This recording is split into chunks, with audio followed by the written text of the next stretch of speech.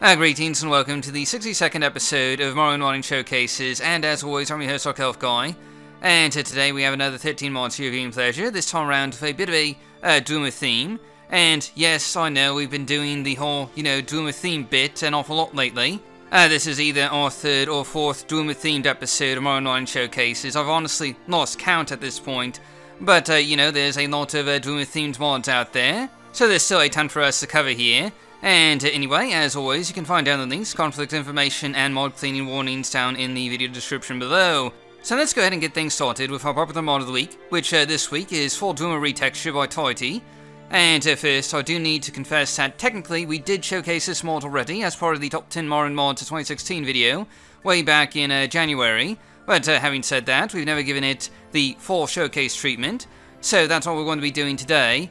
And as far as Dwemer retextures go, this is probably one of the most complete Dwemer replacer packages out there, covering the architecture, armor, weapons, centurions, and even miscellaneous items of Dwemer origin, making it by far the largest and easiest to install Dwemer replacer package on the market, and all of that classic high quality and high resolution yet vanilla friendly style that Tyddy is perhaps best known for in the modding community. And anyway, we'll be starting out the showcase here by taking a look at some of the new architecture replaces along the exterior of some of these Dwemer ruins outside Dagonview. And you can tell they're of a pretty crisp quality, more or less in keeping with the vanilla color scheme, but with much more, detail. You can really make out some of the patterns and Dwemeri writing along some of the old towers and ruins here, something I didn't really notice a whole lot of before, or at least don't remember much from, vanilla Morrowind.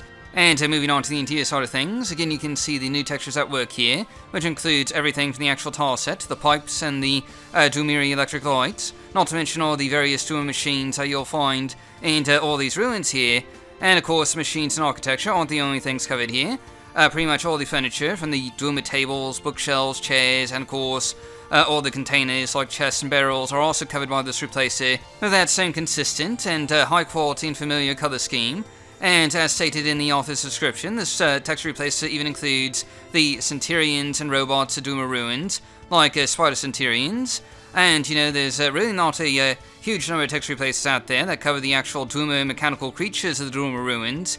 And in fact, I can only think of maybe 3 or possibly 4 replacers out there in total. And possibly 5 now that I think about it. But anyway, point is that this is a really convenient addition for a consistent texture overhaul. And of course, you can see the spear centurions here, which I just have to say, these look fantastic with the new textures. I almost feel guilty that I have to murder these wonderful looking machines, because they're attacking me and all that. And real quick, we're also going to look at the steam centurion, using the one in Tel Voss. And again, this is just a really nice looking replacer, and as you might expect, given that this replacer covers the centurions, this also covers the Dwemer armor as well, replacing the old vanilla Morrowind textures with a much higher resolution set, while maintaining that same old rusted feel that the vanilla Morrowind armor had. And although we kind of skipped over it before, I believe this replacer also covers all of the new Dwemer additions found in Mournhold as well. And finally, we're going to take a closer look at some of the Dwemer weapons and other miscellaneous items and artifacts that you can often find, just lying around Dwemer ruins, because yes, of course, this replacer does cover all of these as well. And, I just have to say, this is a really beautiful texture replacer. I mean, everything looks fantastic. The weapons are a sight to behold. And just look at the Dwemer cups and bowls here. They seem to have, painted figures on them. And I honestly can't say I ever noticed that before. If you're a big fan of the Dwemer, you should definitely consider giving this mod a try. It'll make every Dwemer ruin and artifact, just feel that much more special and unique.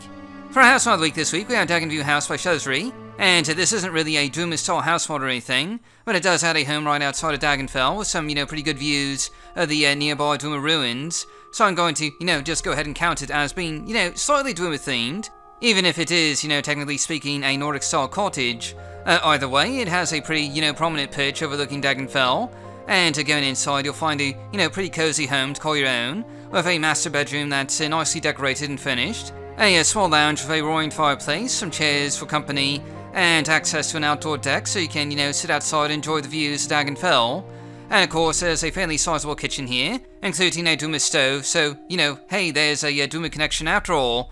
And there's also a few cabinets for, storing food and the like. And all in all, this home is extremely cozy, nicely decorated, and it does come with a small downstairs storage area, several chests, crates, and other containers to throw your stuff into. And there's even a bit of, display space down here, with a couple of tables and, bookshelves for you to use. This week's gameplay mod of the week is Lexa's Dwemer Rubik's Cube, LDRC by Lexa. And that's right, this one adds a Rubik's Cube. Bet you weren't expecting that one, were you? And not only is this a Rubik's Cube, it's basically a giant, completely functional Rubik's Cube hidden away in one of the numerous Dwemer ruins around Morrowind. As soon as you enter the Rubik's chambers for the first time, the Rubik's Cube will, reset to its default state, ready for you to spend the next several hours, trying to solve it. And in the back here, you'll find the rewards that you'll be able to take once you do, defeat the Rubik's Cube. And in case you're wondering, there are scripts in place to, prevent you from just looting these items before you've actually solved the puzzle. And anyway, in order to use the Rubik's Cube, there's a control panel here with a number of different options for turning various parts of the Rubik's Cube. And the goal is, of course, to get one solid color on each side. And obviously, this is going to, take a little bit of effort in doing. It's not exactly as easy as the handheld version. This larger cube is a little hard to see all at once, and it'll take you a little while to get a handle on the controls here. But it's basically a fully functional Rubik's Cube, capable of doing everything that the real one can. And, while it's probably a bit of a stretch to call this a gameplay mod, it is a ton of fun to just, mess around with, and also quite an impressive feat of scripting, I have to say. I can't imagine it was easy to get all the scripts on this thing to work perfectly. And if you got some time to kill and, really enjoy solving puzzles and things like that, this is a pretty cool mod to check out that has basically no real mod conflicts to speak of. And the author has also stated that this mod can be used as a mod resource as well, though I can't imagine there's that many mods that need a giant working Rubik's Cube. But anyway, this is just a unique and fun mod to check out, and I'd recommend giving it a try. Next up, we have our Dungeon Mod of the Week, and this week we have the Necrotic Sanctuary by Wanderfell Tribes. And this mod adds a cup to the outskirts of Citadine, and should you activate it, it'll teleport you to a strange and unusual nightmare realm of red ash storms and strange Dwemer ruins. And right off the bat, you'll find yourself fighting for your life against a number of opponents, including Golden Saints, Goblins, and much more. Though what exactly they're all doing around a bunch of Dwemer ruins, who can say for sure. But before we move on with the rest of the dungeon here, I'd like to take a quick fly around the Necrotic Sanctuary. And it's a rather interesting set of Dwemer ruins to be sure, with two dominating towers, and the whole place appears to be, contained in its own pocket realm, being completely interior based, so no need to fear potential mod conflicts here. And either way though, it's a pretty cool looking realm, and it should be mentioned that this mod is meant to be a demo of sorts. This dungeon will be included in the final release of Questos, Wanderfell Tribe's big city and quest mod, but in the meantime, this little dungeon slice is, perfectly playable as a standalone. And inside you'll find your, sort of somewhat typical Dwemer dungeon with your usual assortment of Dwemer Centurions and Dwemer Ghosts to fight through.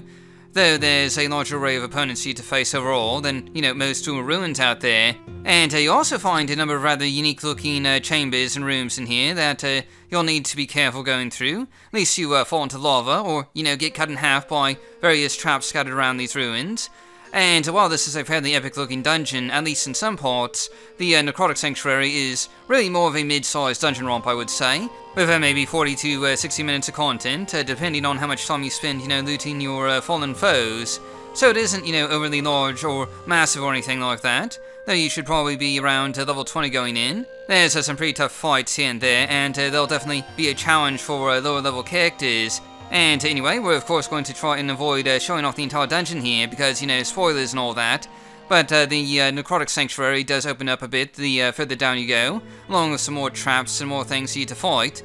And this is just a, great sneak peek at what you'll find in Questos, though because this is, kind of a demo, you should probably avoid keeping it as a permanent part of your save game, since it might cause issues if you install Questos later on. For our items of the week this week, we have Dwarven Armor plus Dishonored Mask by Danke. And basically, this mod adds a new set of Dwemer armor to the game, complete with a Dwemer-style Dishonored Mask, which, let me just say, this is a brilliant idea. The Dishonored Mask is exactly the sort of thing that makes perfect sense for a Dwemer-themed addition to Morrowind. But anyway, this new armor set is available for free from a random location in Nissus, so there's, not really a whole lot of challenge involved in getting it, but it is, really cool looking, I just have to say. Sort of a mix of Dwemer armor combined with one of the expensive robes that you see in vanilla Morrowind. And, the whole thing just works really well, aesthetically speaking. And it should also be mentioned that while we're, showcasing this as our items of the week, the author has stated in their readme file that this armor is free to be used in any other modding projects that you might be working on. So it's also a modest resource, which might come in handy if you're, looking for a new Dwemer-style set of armor to add to your own mods. And either way, this is just a pretty neat mod to check out, and I'd recommend giving it a try. This week's quest mod of the week is Orphan Rogue by JMK, and this is a rather interesting little quest mod that starts out when you meet a traveling merchant in Balmora. And as it turns out, she deals in Dwemer items, needs an escort back to her house in Dagonview, on account of dealing in Dwemer items, technically being illegal and all that. She's afraid the gods may try to arrest her, and in exchange she'll give you a curious Dwemer artifact she's picked up, which will lead you on to a bit of a, longer quest. But before we get to that, you'll need to escort her pretty much halfway across Wanderfell, so be ready for a pretty long walk with numerous boat and silt charter rides until you finally reach her home, a fair walk outside of Dagonview. And once you've gotten her safely home, she'll give you an odd sort of Dwemer trinket, and she recommends that you take it to the Mages Guild for examination as to what it might be used for. Though first, you may want to explore the basement first, since she does have a pretty large and interesting collection of Dwemer artifacts here, the envy of any would-be adventurer.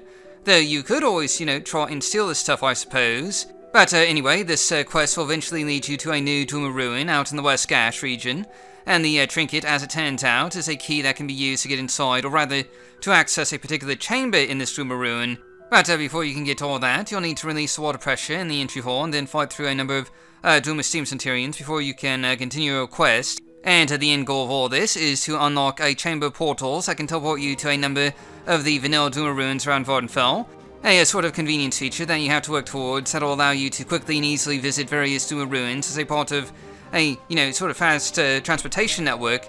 But we're going to leave our showcase off here so as to not, spoil everything. Next up we have our Landmass Mod of the week, and this week we have the Clockwork Tower by Czar of Cows. And truth be told, this is a bit of an older mod that has, well, more than a few problems underneath the hood here. But I wanted to showcase it because this is one of the big mods I have a lot of nostalgia for, back from my youthful days of playing Morrowind mods back in, 2003 through 2005. And indeed, this was a permanent part of my save game for most of those years, and probably one of my favourite early dungeon mods. But it does have more than a few issues underneath a more modern light, so hopefully this showcase can give you an idea of what it's all about, and maybe someday someone will, take the time to properly fix it up. But anyway, without warning out of the way, this one adds a fairly massive set of Dwemer ruins off on its own little island, not too far away from Ebonheart. And just going by the exterior here, it's a pretty epic, looking dungeon with a surprising number of dead bodies outside of it. It turns out you're not the first one to find this place. Some Imperial archaeologists apparently discovered this place before you, but something terrible has happened to them. And you'll be able to, uncover bits of the mystery surrounding the Clockwork Tower as you gradually delve deeper and deeper into the dark dungeons below. And you'll find a number of notes and journals left behind by the expedition detailing their efforts to search through this Dwemer ruin. And, personally, this is always the sort of detail that I love in my dungeon mods. That bit of storytelling told by both the environment and the documents left behind. But fair warning, there are a number of typos and grammatical issues with these documents, so that may ruin your immersion just a little bit. But anyway, just moving on, pretty much right after you enter the ruins here, you'll discover that the Clockwork Tower is indeed a very dangerous place, with a number of traps and other, deadly devices that are similar in design to those found in Sotha Sil's Clockwork City. And you'll need to be careful lest you, find yourself victim to one of them, or possibly to the numerous Steam Centurions hanging around. And the dungeon here is really fairly large, with a lot of really cool looking areas, including some left behind corpses of the team that preceded you down here. And for a mod that was released in 2003, there's some really just atmospheric and epic looking chambers for you to explore and fight through. The author clearly had a pretty good eye for how to handle dungeon and environmental story design, despite some of the other perhaps dated flaws that this mod might have. You also notice that a lot of this mod takes pretty heavy inspiration from the Dwemer dungeons found in Tribunal, and there's a lot of these massive and extremely detailed Dwemer halls like this one that you'll find in this mod. And really, I'll keep calling this a dungeon mod even though it's in our landmass category because it is, really more of a dungeon mod than a landmass per se. Due to the limited number of landmass mods that we have available, we have to use a lot more mods that are, only technically speaking landmasses. But, oh well, that's the cost of doing business here. I mean, we've done this for over 60 episodes so far, and we still technically haven't run out of landmasses, so, I'd say we're doing pretty well for ourselves. But anyway, getting back to the showcase here, this is just a really cool and indeed fairly fun dungeon/landmass mod to check out. Though again, due to being a bit more on the dated sort of things, you should be careful when installing it. Make sure to clean it first, and really I would recommend, backing up your saves just in case, and ideally someone will, find the time to clean this up and make sure it functions properly going into the future. And anyway, we're going to be skipping everything else because of, say it with me, spoilers, but I did want to show off this island on the world map real quick, so you can figure out if it'll, conflict with any other landmass mods that you might have installed. For our NPC mod of the week this week, we have Dwemer Companion by that Dwemer guy, and this mod basically just adds a new Dwemer Companion for you to find in Archaeologist, and he's your, fairly typical companion with the standard fare grumpy companion features, only he's a member of the Dwemer race, and I believe this mod actually uses the Dwemer race mod by T-Bone that we showcased in, I want to say, episode 54? I think it was in our last Dwemer themed episode. And in any event, this companion doesn't really have any new dialogue or a story, or a background explaining how he escapes the disappearance of the Dwemer, but he does have a ton of companion features, including companion share, healing, and combat commands, and I believe he can even level up with you. Now, he actually starts out as being fairly underpowered. He won't instantly kill your enemies or anything like that. He'll follow along behind you and, aid you in your fights, but again, since I believe he's supposed to level up with you, he really starts out as being relatively weak. Which is just as well. That helps to keep this mod, fairly balanced after all. A lot of companion mods do go just, a little bit overboard with providing overpowered companions early on. And anyway, aside from that, he comes for your standard fare grumpy companion features, such as levitating when you levitate. And overall, he's just a straightforward companion to have on your journeys. This week's new Ashes and Textures mod of the week is Doom Puzzle Box Replacer by Flashy113, aka Ramiros. And this really isn't a very large mod. Unlike the Dwemer Retexture package that we showcased before, it covers only the Dwemer Puzzle Box. But regardless, this is without question another high quality replacer from Ramiros, adding PBR or physical based rendering support for the famed artifact from the Dwemer Ruin of Archaeologist, as well as normal mapping support for OpenMW and a regular replacer for vanilla Morrowind. And that's actually what we're taking a look at here first, the regular replacer, which is, fairly nicely detailed. But if we turn PBR on, this replacer goes from looking great to looking absolutely fantastic. Some replacer mods like this really make me excited to see some of Ramiros' larger projects that he keeps hinting at on the Nexus, like his planned full PBR replacer for the Dwemer tile set, or his PBR replacer for the landscapes of Morrowind, both of which just really sound amazing given the evident quality of his replacer so far. The Dwemer Puzzle Box has never looked so good, but of course, since this is a rather small replacer, we don't have a whole lot to show off here. So we'll be, moving on here in a second. I'd just again recommend checking out this and really all of Ramiros' replacers on the Nexus, assuming you have a computer that can, handle PBR support, of course. Next up, we have our Modder's Resource mod of the week, and this week we have Dwemer Staves by Midget Alien. And this really isn't a very large resource. I wanted to, add a little bit of variety to the mod resources that we, showcase here, since we usually do more larger resource packages, or, more specifically architecture resources than we do mods like this. And basically what this resource includes is 4 new Dwemer Staves that are all, variations on existing Morrowind assets, so they blend in pretty well with the vanilla game. And this is actually an items mod as well, since it does come packaged with a .esp that adds these new staves to the game. So if you want to, you can add this mod to your game, and it'll simply, add these staves to the leveled list, so you can, find them as you explore around Morrowind. Just remember to, merge your leveled list first. And the staves themselves are, fairly nice looking. I particularly like the one with the Dwemer electric top to it. That one seems perfect for, a Dwemer mage or something like that. But anyway, if you're just looking for a bit more variety in terms of Dwemer weapons, and more specifically magic-themed weapons, you might want to consider using this resource in your own modding projects. And of course, don't forget, some of the other mods that we showcased in this episode are also modders resources, so there's a bit of variety here, if you're looking specifically for Dwemer-related items or, things of that nature.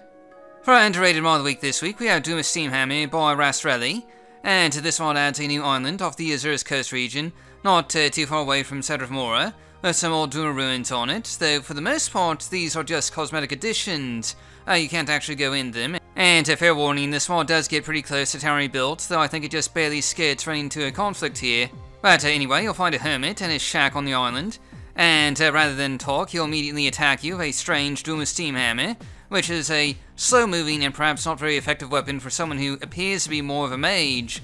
But anyway, once he's dead, you can take the Steamhammer for yourself. And just taking a closer look at the Steamhammer here, this is a large and rather bulky looking weapon that has a unique appearance.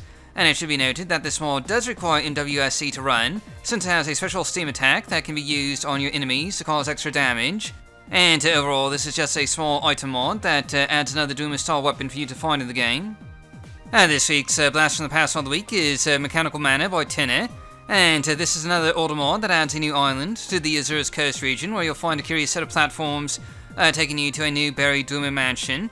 And you know, this is another mod that I have a lot of nostalgia for. I played with this mod quite a bit back in 2005 and 2006, and I believe it actually won entry into the Planet Elder Scrolls Hall of Fame at one point.